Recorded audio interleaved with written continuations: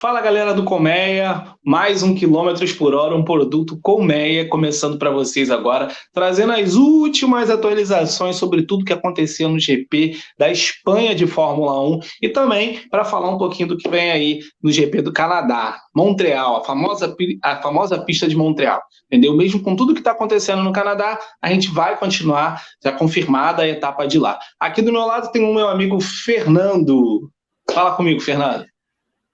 E estamos aqui de volta para fazer esse programa sensacional do quilômetro por hora, nós que somos apaixonados por Fórmula 1, e já vamos para as primeiras impressões desse último GP.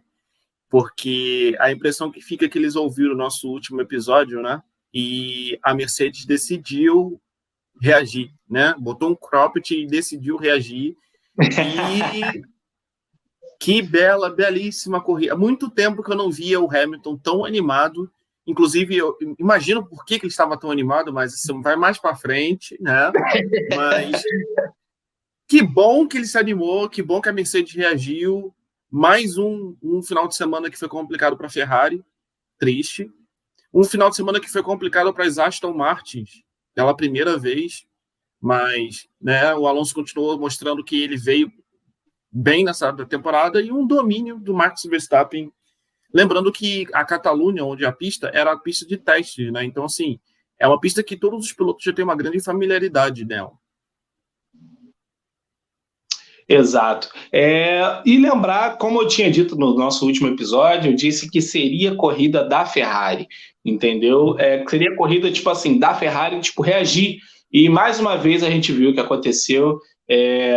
O Verstappen, ele liderou de ponta a ponta, isso já era esperado, mas a minha grande surpresa, eu cheguei a compartilhar o pódio do Hamilton para mim, porque foi muito importante ver a Mercedes voltando a ser uma equipe competitiva.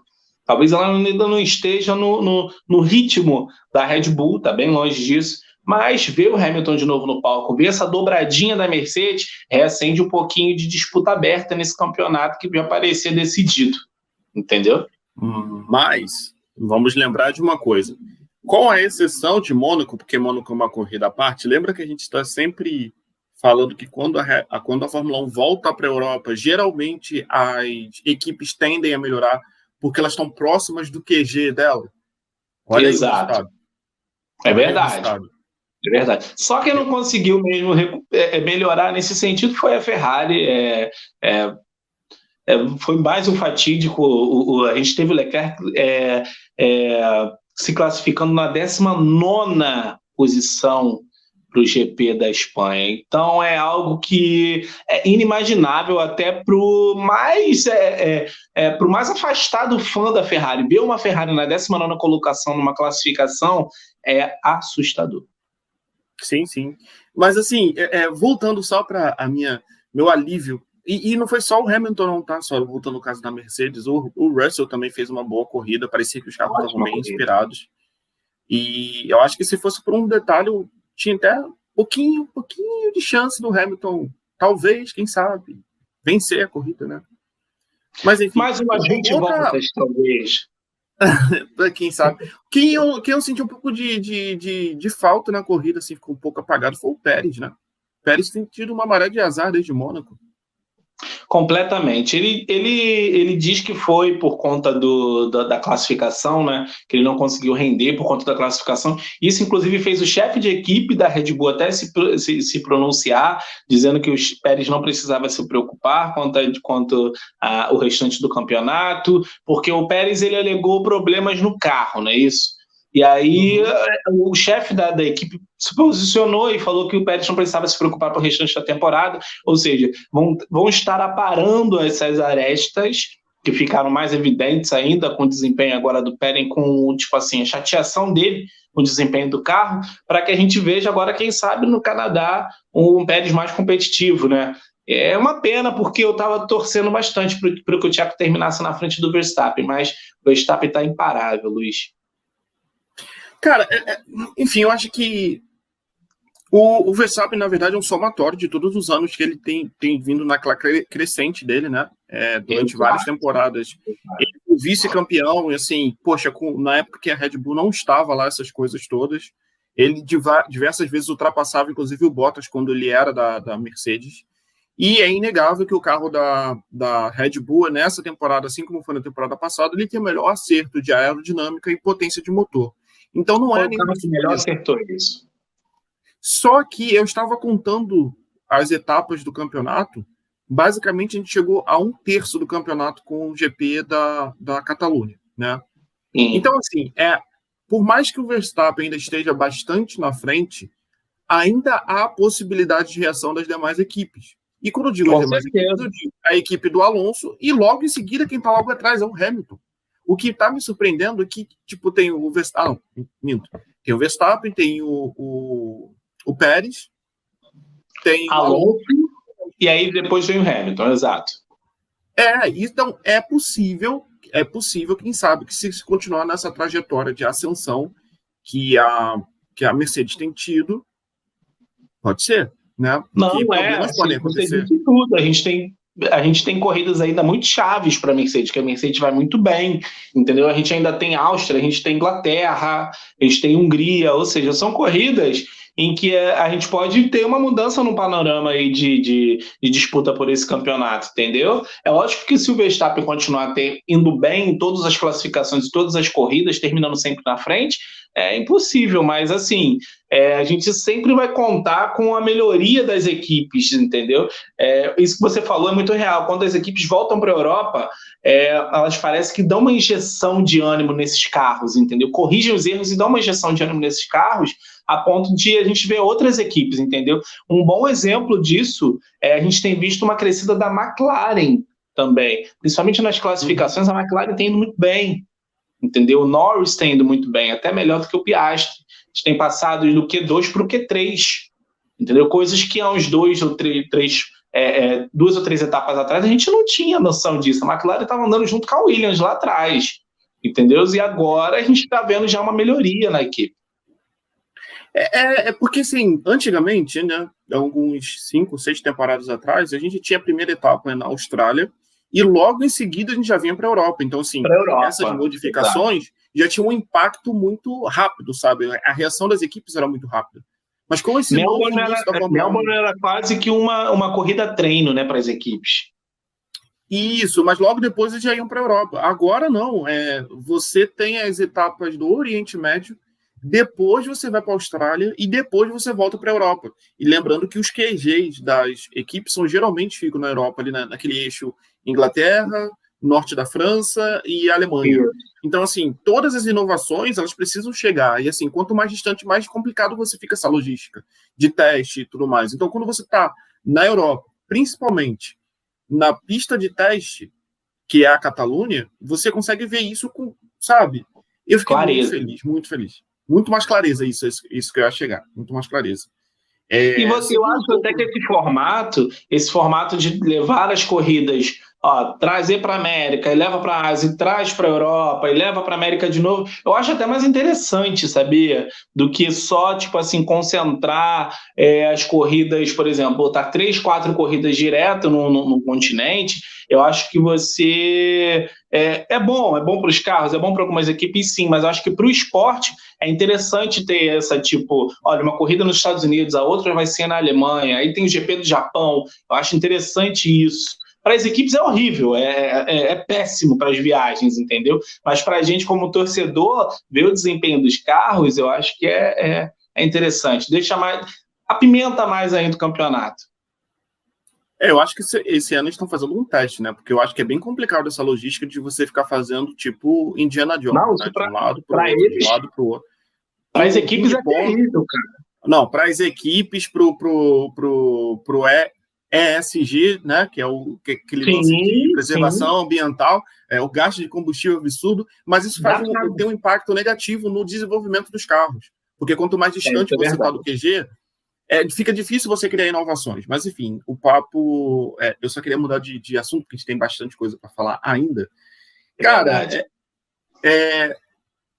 essa corrida foi tão única que eu não sei se foi a Mercedes que melhorou tanto ou se foi a Aston Martin que piorou em relação à etapa anterior, porque eu não sei o que aconteceu.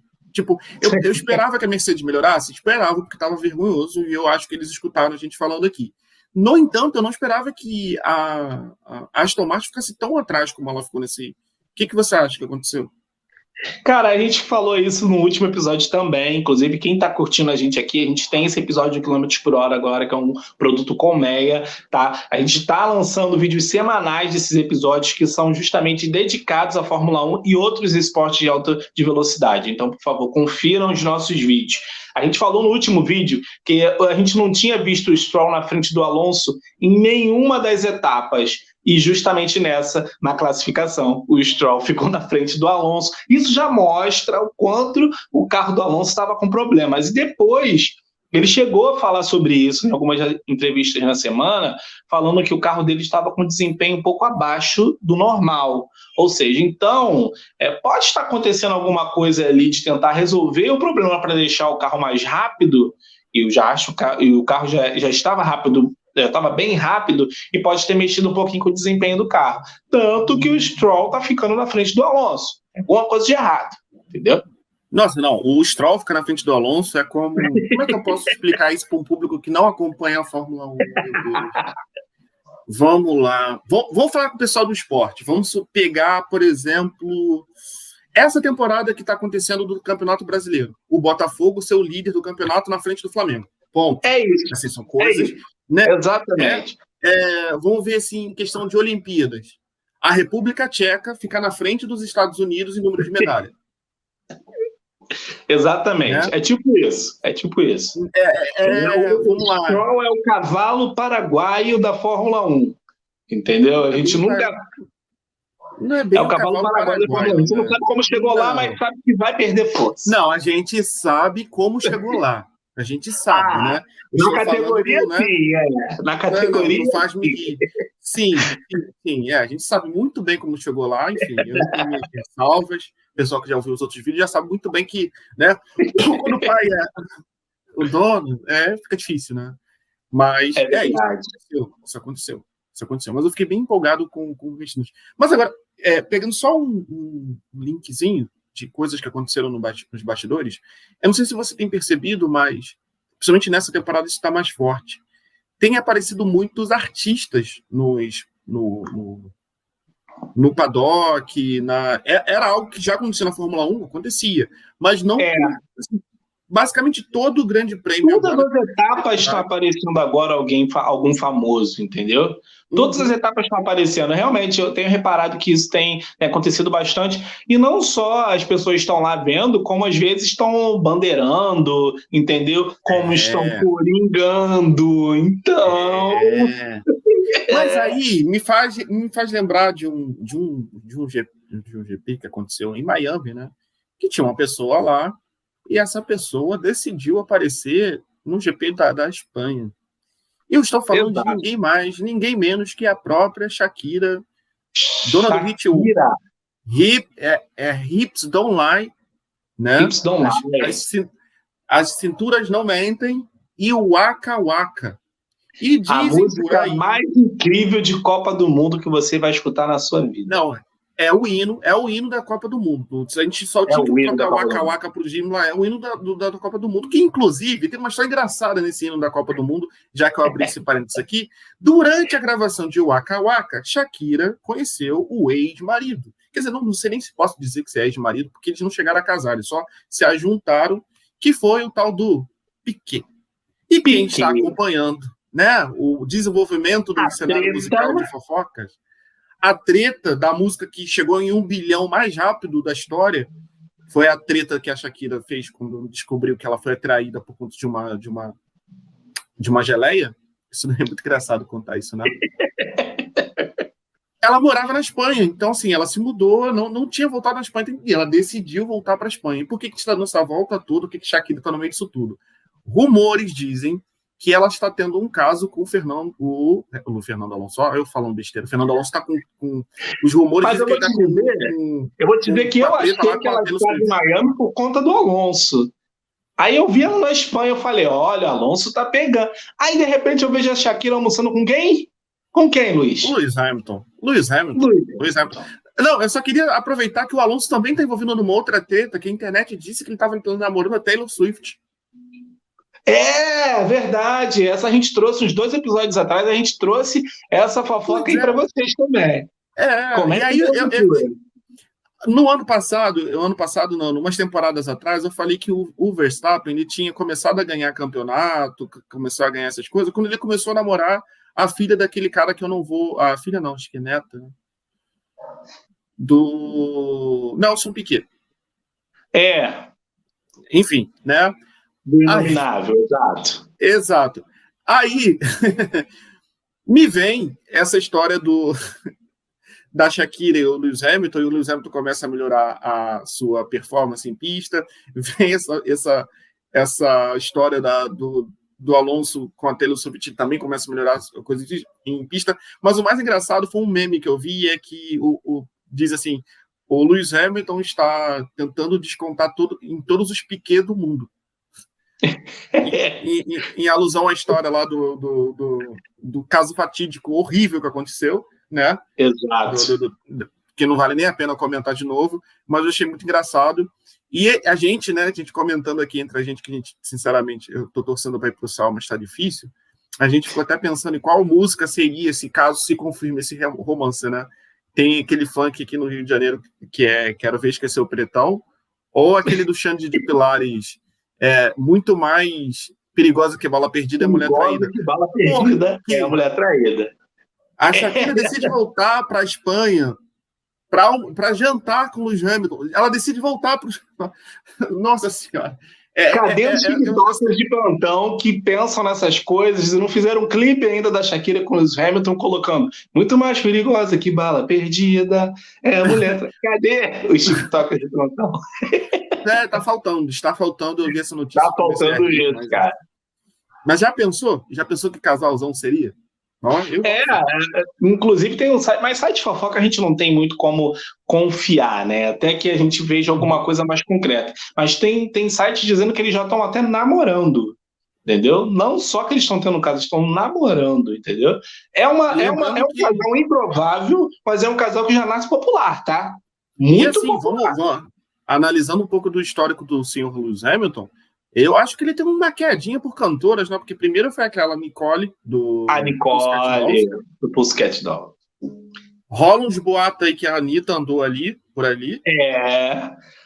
O que ela também não nega. Vamos deixar claro que a Anitta não nega. E agora a Shakira. Enfim, preciso trocar mais ideias com o Lewis Hamilton. Mas vamos voltar aqui com o nosso papo, senão a gente vai desviar muito do assunto. Tem muita coisa para falar ainda. É verdade. O que você espera, de verdade, do Grande Prêmio do Canadá? Diz para mim. Eu digo que, sim, o Grande Prêmio do Canadá, a pista do Grande Prêmio do Canadá, para quem joga no videogame, é uma das pistas mais fáceis, exceto por conta daquele bendito muro dos campeões. Porque se você entrar com muita velocidade e não souber fazer aquela curva, o seu carro vai na parede, ponto. Mas em termos de velocidade, ela é uma das mais fáceis e uma das mais velozes do calendário. Isso é uma das coisas que quando eu vejo que é uma pista muito rápida, tirando essa ressalva do muro, a gente tem um circuito muito rápido, se eu não me engano, o circuito Gilles Villeneuve, não é isso? Uhum. O circuito do Canadá. E quando a gente fala de uma pista rápida, se as RBR estiverem bem, meu amigo, eu acho que é muito difícil a gente ter...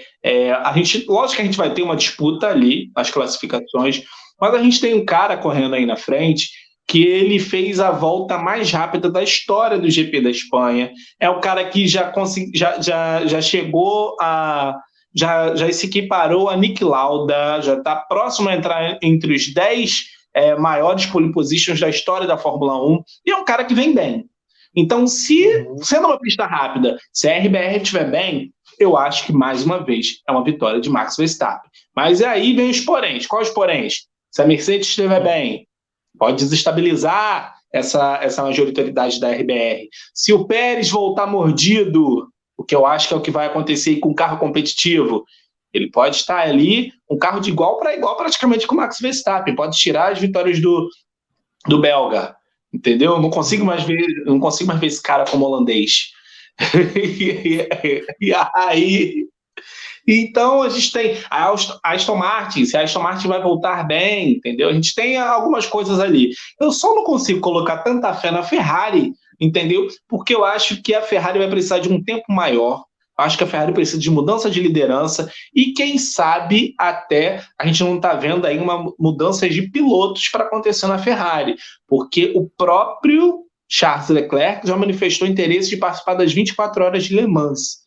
Ou seja, ele está considerando outras categorias, entendeu? Para uma fase ruim que ele está passando na Ferrari. Cara, mas eu acho difícil ter uma troca de piloto nesse altura do campeonato, eu sei que tem uma quebra de contrato, porque pelo que eu sei, o Leclerc tem contrato até 2025. Sim, não estou dizendo agora, eu estou dizendo no final da temporada mesmo. No futuro. A gente precisa de uma mudança grande ali na Ferrari, entendeu, cara? Para que a gente consiga, para que a equipe volte pelo menos a aparecer a Ferrari que a gente conheceu. Mas. Lembrando que a Ferrari ganhou as 24 horas de Le Mans, né? Exato. Então, a gente está, para mim, as expectativas são altas, de uma corrida muito competitiva. Eu espero que aconteçam coisas inimagináveis, como aconteceram em todos os outros grandes prêmios, sem muitas bandeiras vermelhas, por favor. Mas que aconteçam, que seja uma corrida competitiva, mas as minhas fichas ainda estão na RBR. Red Bull. As minhas fichas estão... Olha o merchandising. As minhas fichas estão com a Mercedes por conta de um salto de fé. Pode chover, por exemplo. Se chover, lascou. Se chover, lascou. Se chover, lascou de verdade. Eu tenho que ver a previsão de tempo lá para o Canadá. É isso que eu ia falar agora. A gente tem que dar uma olhada nisso para a gente ficar de olho, porque com chuva tudo muda. Não, mas no Canadá tudo muda, não, tudo fica péssimo, porque é uma pista de alta velocidade, com chuva e aquele muro. O Muro dos Campeões, inclusive, pode receber uma estreia. O Max Verstappen foi campeão e nunca bateu naquele muro. Não que eu esteja desejando isso, mas não que eu esteja desejando de verdade, porque é uma batida perigosa. Mas assim, todos os campeões mundiais já bateram naquele muro. Isso é fato, entendeu? É verdade. Na verdade, eu acho que com chuva a configuração da corrida muda muito. Em toda pista, imagina uma pista rápida como é a pista do Canadá. Eu acho que as Mercedes vão muito bem com chuva, entendeu? Eu lembro de corridas com chuva em que o Hamilton foi muito bem. Eu acho que é um ponto a mais. Eu acho que se chove, se começa a corrida com sol e começa a chover no meio da corrida, eu acho que é interessante para as Mercedes estarem andando na frente para poder beliscar esse pódio. E na primeira posição.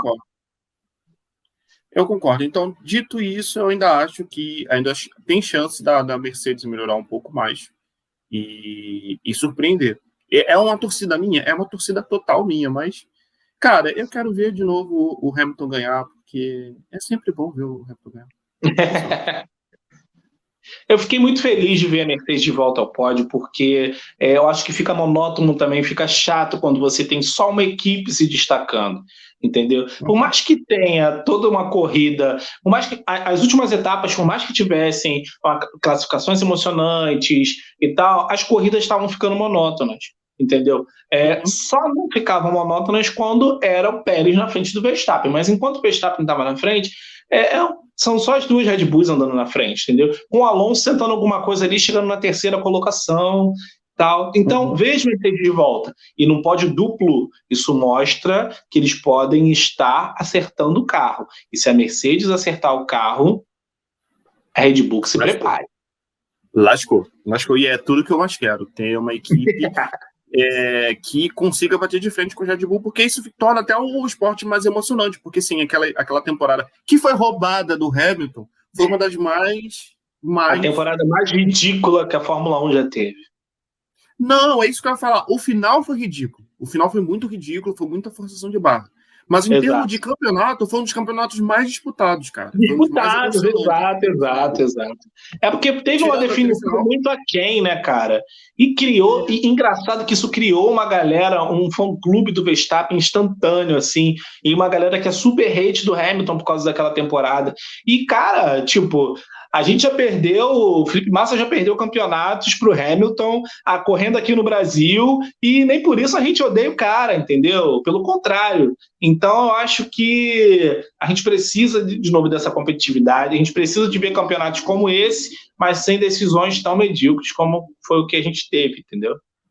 Ah, sim, não, mas assim, de decisões medíocres, a gente já teve alguns fatos, né, curiosos, inclusive, na época do próprio Senna, que basicamente o Alan Prost foi favorecido, deixa eu ver os campeonatos que foi roubado na cara de pau.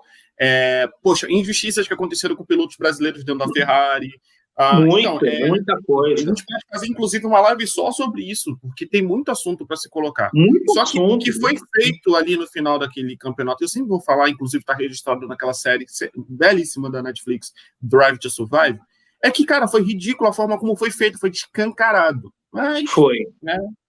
Enfim, fazer o quê? Inclusive, falando do Hamilton e falando de pilotos brasileiros, eu quero deixar registrada a minha alegria em que o recurso é feito pelo Piquet ter sido recusado, entendeu? Mediante as ofensas que ele fez, racistas que ele fez contra o Hamilton. Então, o recurso que ele tentou foi recusado e ele vai ter que pagar um valor milionário, sim. 5 milhões. Eu acho que essa decisão vem no momento em que finalmente as pessoas estão entendendo que brincadeira é brincadeira e crime é crime. E racismo é crime. É verdade. Não é zoeira. Eu acho que a gente já passou de uma fase que já foi muito debatido esse tema, já tem documentário, já tem conversa, já tem podcasts. Não dá para dizer que, eu não sabia, porque todo mundo fala. Se todo mundo tá se jogando da ponte, como diz a minha mãe, você vai se jogar também? Não vai. Então, Exato. Não dá mais para levar racismo como conversa de bar, gente. Racismo é crime e vai ser sempre punido, cada vez mais vai ser punido de forma mais incisiva para que a gente pare de viver isso. É uma palhaçada assim, enfim. Marcelão, já estamos, acho que já conseguimos conversar sobre quase todos os assuntos aqui. Eu queria só abrir um espaço, porque essa semana foi lançado o Forza Motorsport, que é a grande promessa de simulador Syncade do Xbox, né? Vamos ter no cenário de games também o retorno das competições presenciais do Gran Turismo World Tour, que é a competição de esportes do jogo Gran Turismo da PlayStation, que é um dos campeonatos mais divertidos de se assistir, vai ser lá na Holanda, inclusive, e eu torço muito para que venha aqui para o Rio de Janeiro, para São Paulo, para o Brasil, porque temos pilotos incríveis. E o que mais? Aquela WSE vai vir para São Paulo, né? Vai ter às 8 horas de Interlagos. Eu achei sensacional eles retomarem esse calendário para 2024. O Brasil foi incluso, né? E, cara, eu queria também te chamar para uma provocação, da gente fazer uma live sobre possíveis circuitos no Rio de Janeiro, na cidade do Rio de Janeiro. Lembrando que a gente já teve um circuito sensacional chamado Jacarepaguá, mas que, infelizmente, hoje, na cidade do Rio de Janeiro, não tem. Então, assim, seria interessante a gente produzir uma live até para mostrar as possibilidades que a cidade tem de circuitos de rua, debater aquele circuito de Deodoro que é polêmico. A minha sugestão seria retomar em Jacarepaguá de novo, porque já tem toda a infraestrutura lá, inclusive tem ideias, então, assim, seria legal. Cara, eu gosto muito da ideia da Fórmula E, que também pode ser adaptada para a Fórmula 1, de fazer na Marina da Glória, entendeu? Um circuito ali, um circuito de rua mesmo, pegando aquele centro histórico do Rio e indo para essa parte à beira-mar ali. Além de um visual maravilhoso, a gente tem um circuito fantástico, entendeu? Então, eu gosto muito também daquela ideia ali. Mas a gente pode fazer essa live e debater sobre isso, e a gente vai encontrar, com certeza. E quem sabe isso não mexe um pouquinho com a FIA, entendeu? Para que a gente tenha, de novo, um circuito de velocidade aqui no Rio de Janeiro, que com certeza o GP, a corrida que teve no Galeão, acho que reacendeu um pouco essa vontade que a gente tem de receber novamente a Fórmula 1, receber a Fórmula E, entendeu? O Rio é uma cidade muito rural, cara. Inclusive, eu estive presente nessa etapa, posso detalhar um pouco melhor. Mas, Marcelão, eu acho que a conversa de hoje a gente conseguiu extrair todos os assuntos. Foi um prazerzão estar aqui conversando com você mais uma vez. E a gente se vê na semana que vem já para falar sobre o GP do Canadá. Então, passando o microfone para você agora. Valeu, cara, mais uma vez, mais 1 km por hora que a gente está fazendo aqui. Esse é mais um produto Colmec que a gente está lançando para vocês. A gente vai vir com muito mais conteúdo, com lives, entendeu? E semana que vem, como o Fernandão disse, a gente está aqui para discutir o GP do Canadá, falar sobre o GP da Áustria, que também é um GP que é bem competitivo, um GP que é a casa da Red Bull. Então, a gente tem aí uma série de GPs aí que vão ser muito importantes para a temporada. Mais uma vez, obrigado por vocês estarem vendo essa live, por vocês estarem vendo esse vídeo e até a próxima.